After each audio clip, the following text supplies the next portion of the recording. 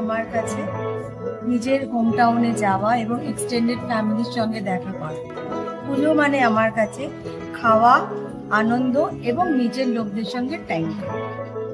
আমার কাছে পুজো মানে ঢাকের আওয়াজ, সাথে শিউলি ফুল আর কাশফুল। আমার কাছে পুজো মানে হালকা শীতের ছোঁয়া আর শিউলি ফুল।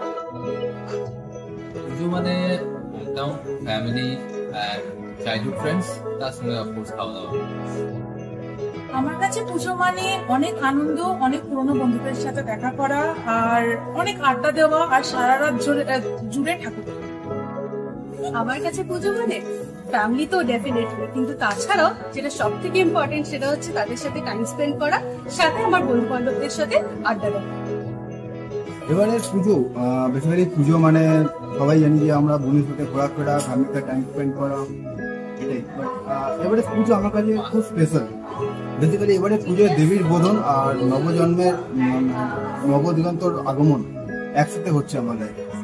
It's very special for me.